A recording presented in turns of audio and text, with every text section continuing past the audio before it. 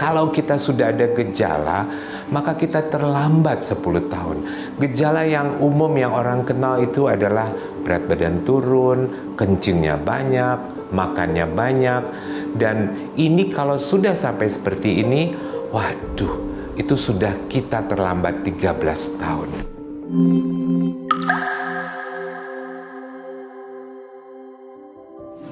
Diabetes itu artinya adalah mengalir. Dan mellitus itu berarti manis seperti madu. Jadi diabetes mellitus itu adalah penyakit dengan ciri khas mengalir seperti madu atau kencing manis. Dan memang kalau dirasakan kencingnya terasa manis. Penyakit ini mengidap di seluruh dunia saat ini, sangat luar biasa. Dan di Indonesia sendiri 1 dari 10 orang berusia antara 20 sampai 60 tahun ternyata adalah diabetes.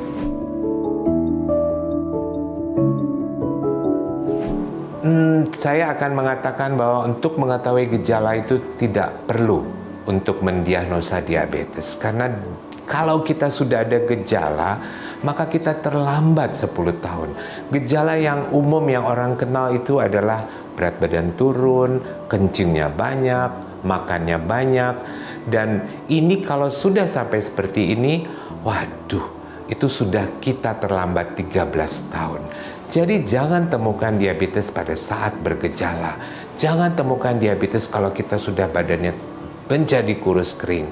Tetapi temukanlah diabetes dengan cara melihat faktor resiko. Faktor risiko yang akan kita bicarakan itu ada berbagai macam ya. Saya akan menyebutkan yang pertama adalah faktor usia.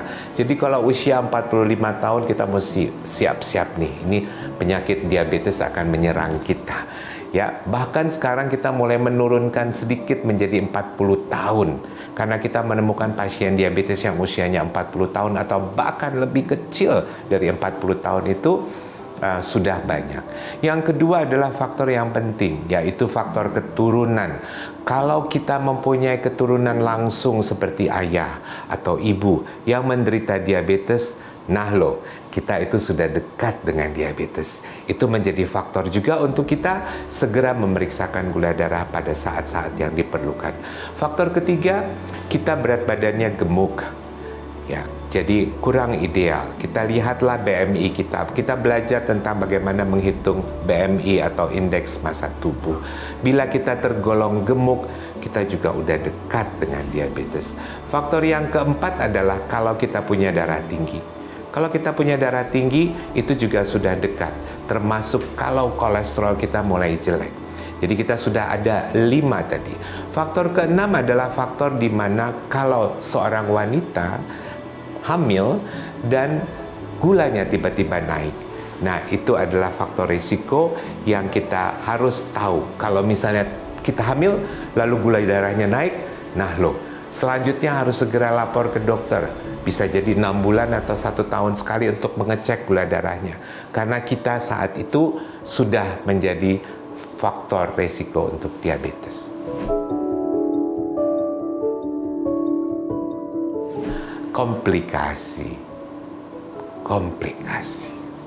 Komplikasi adalah salah satu hal yang kami ingin tidak terjadi untuk semua pasien diabetes. Karena komplikasi akan membuat pengobatan menjadi mahal. Komplikasi akan membuat kita menjadi sulit untuk mendapatkan obat yang paling baik buat pasien. Pasiennya bingung, dokternya juga bingung. Jadi yang paling membuat risiko menjadi tidak baik untuk kesehatan kita, quality of life kita adalah komplikasi. Komplikasi diabetes biasanya kami bagi di 2 kelompok, yaitu komplikasi yang kena ke pembuluh darah besar dan komplikasi yang kena ke pembuluh darah kecil. Pembuluh darah besar itu membuat seorang pasien diabetes akan menjadi terkena serangan stroke, terkena penyakit jantung, dan ini akan membuat kualitas hidup kita menjadi tidak baik. Ya, karena kita ketahui bahwa gula darah yang tinggi itu akan selalu merusak pembuluh darah. Pembuluh darah yang dirusak akan lama-lama rusak dan akhirnya tertutup dan membuat kerusakan pada organ-organ tadi, seperti yang kita sudah bicarakan tadi tentang jantung dan juga stroke ya, pembuluh darah otak. Yang kedua, dia kena ke pembuluh darah kecil. Ini lebih mengerikan. Pembuluh darah kecil kita ada di mata. Jadi kalau kita kena komplikasi diabetes yang menutup pembuluh darah kecil kita di mata, kita jadi buta. Kalau kena ke pembuluh darah kecil kita yang ada di ginjal, cuci darah itu menjadi tamu yang akan datang di kehidupan kita sehari-hari. Ya, ginjalnya jadi rusak. Atau kena ke pembuluh darah kaki, itu akan menyebabkan gangguan yang sangat mengganggu sekali, bahkan kemungkinan untuk amputasi kaki. Ya, jadi sekali lagi jangan sampai terkena komplikasi. Hubungi dokter Anda. Katakan ke dokter Anda, "Dok, saya mau berobat kepada Anda, tetapi saya tidak mau ada komplikasi. Hindarkan saya dari komplikasi." Oh, kalau mengetahui tentang penyebab, kalau berbicara tentang penyebab, kita akan bicara tentang berapa jenis diabetes sebetulnya, ya. Sebetulnya kita mengenal ada 4 tipe diabetes. Yang pertama adalah tipe 1. Tipe 1 itu adalah satu penyakit di mana gula darah kita naik tiba-tiba dan disebabkan oleh karena kerusakan pankreas yang total. Jadi tiba-tiba pankreas itu rusak, tidak bisa menghasilkan insulin. Kita tahu bahwa pankreas itu memberikan hormon insulin ke tubuh kita ya. Nah, ini disebut tipe 1. Nah, ciri khasnya beliau-beliau ini yang gula darahnya tinggi tiba-tiba dan pankreasnya rusak secara total tiba-tiba adalah mereka memerlukan insulin untuk pengobatan.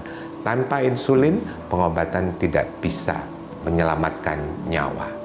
Yang kedua adalah tipe 2 diabetes. Tipe 2 diabetes adalah 90% daripada pasien diabetes yang ada. Termasuk di Indonesia, kami paling banyak adalah diabetes tipe 2. Apa maksudnya tipe 2? Tipe 2 itu biasanya disebabkan karena kita makan terlalu banyak dan bergerak terlalu sedikit. Jadi menumpuklah energi di badan kita. Akibatnya apa? Akibatnya insulin harus terus dikeluarkan oleh pankreas kita yang menyebabkan lama-lama pankreasnya akan kecapean sehingga tidak bisa menghasilkan insulin kembali. Nah, pada titik ini gula darah mulai naik.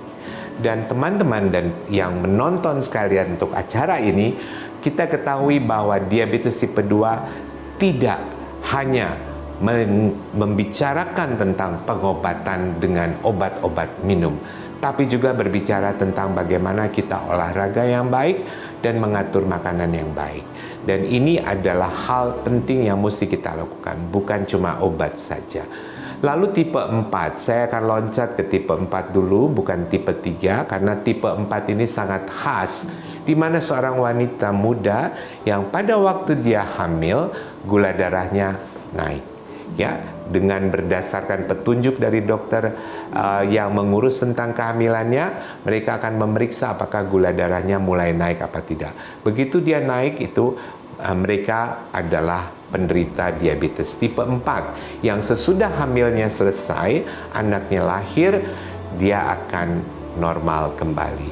Ciri khas dari diabetes tipe 4 ini juga tentang berapa berat badan dari anak yang dilahirkan.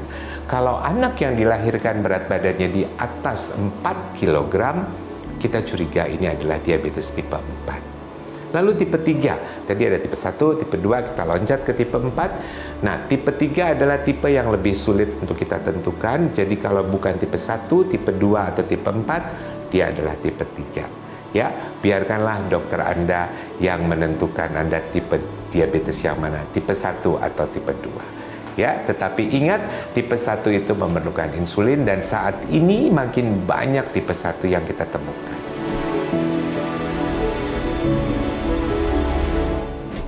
Yang kita akan katakan tentang pencegahan adalah 1, kenali faktor risiko. Kenali faktor risiko. Kalau kita sudah lihat risiko kita ada 2 dari faktor risiko yang kami sebutkan tadi, ya, mulailah untuk memeriksakan gula darah puasa dan 2 jam sesudah makan 6 bulan sekali atau setahun 2 kali. Ya, kalau kita punya satu faktor risiko, kita periksa 1 kali setahun untuk periksa gula darah puasa dan gula darah 2 jam sesudah makan. Itu adalah cara paling baik untuk mendapatkan diabetes dengan cara lebih awal. Kalau kita menemukan dengan gejala, kita tidak menemukan lebih awal. Tapi kalau kita mendapatkan dari faktor risiko dan langsung mendapatkan, oh saya ini diabetes, it's okay, nggak apa-apa, nggak perlu makan obat dulu kok. Kita bisa berolahraga dulu, mengatur makan. Apa kesalahan yang kita lakukan? Terlalu banyak duduk-duduk, nonton, main gadget yang membuat kita tidak bergerak sama sekali. Nah, itu kita perbaiki. Mulailah bergerak 150 menit 1 minggu. Ya, cukup nyaman, dan ini cukup kita lakukan dengan teratur. Lalu mengurangi karbohidrat yang tidak perlu, termasuk mengurangi cemilan-cemilan. Nggak usah ngantri-ngantri deh untuk makan makanan yang hypes itu. Ya, udahlah makan yang sehat aja. Ya, yang kita kira memang bagus untuk kesehatan kita, walaupun juga kesehatan kita ini akan menjadi hal yang terdorong atau terbantu dengan cara mengatur makanan. Ya, itu adalah cara pencegahannya. Ya, selain daripada mengenal faktor risiko. Saya kira ini semua kita tahu. Cuma untuk melakukannya agak terlalu sungkan atau enggan, atau ya ini grup dari mager, grup malas gerak ya. Jadi jangan malas gerak. Lalu kerjakanlah setiap hari untuk bisa mencegah diabetes. Pencegahan itu penting sekali, teman-teman sekalian. Pencegahan itu adalah berarti sebetulnya kita kembali kepada pola hidup sehat. Berolahraga, atur makan, jangan stres, dan juga selalu punya dokter yang bisa menjadi kawan Anda untuk menemani Anda apabila kita mempunyai gula darah yang tinggi dan tidak terkontrol. Jadi janganlah dengar yang banyak di mana ya, kita dengar ini begitu hoax kalau boleh saya bilang. Tanyakan saja ke dokter. Ya, dokter di Indonesia sudah siap untuk menerima Anda dan memberikan edukasi yang baik. Percayailah mereka dan jadikanlah mereka teman untuk mengontrol diabetes Anda.